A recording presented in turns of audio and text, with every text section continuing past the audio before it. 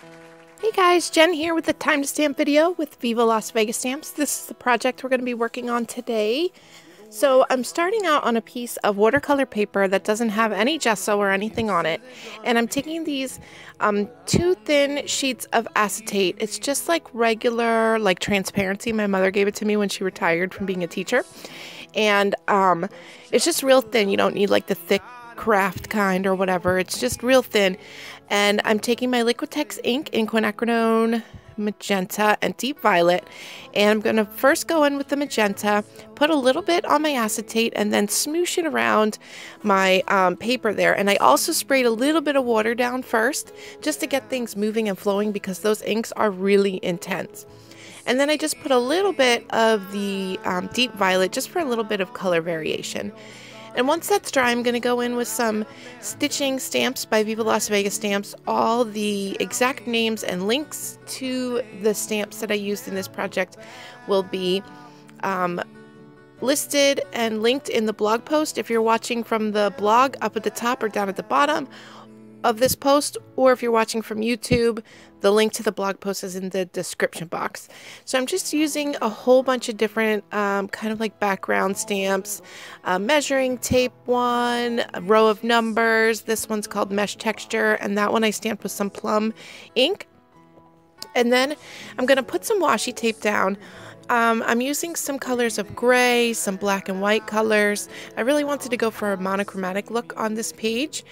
And then this tape here is like, it looks like a little mesh kind of situation. And I was going to add some screening later on, but it doesn't end up making it on the page.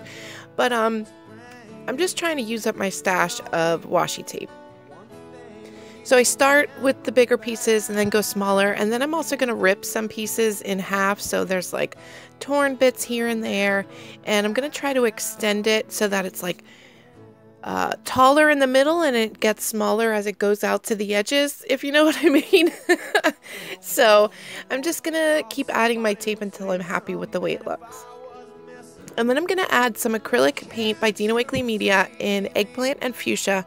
And I'm going to do the same technique with the acetate. And the reason I used paint this time instead of the ink is because I was afraid the ink, it's kind of transparent. So I was afraid that it would just, you could see right through it to the washi tape. And I want to see the washi tape, but I want a little bit of a thicker kind of media on top of it, so it's not so transparent. I want you to be able to tell that there's color on top to tone down the washi tape, but I don't want to cover it completely. So I did add a little bit of water to the paint, but not too much. And I'm just going to smoosh it around the same way I did with the inks.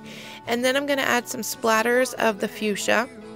And then I have this Fleur de Lis by Viva Las Vegas Stamps, and I stamped it in that plum archival ink, and also I have this small butterfly, and I'm just edging everything with a black ink pad just to make it look a little more together so you can't see like the white edges.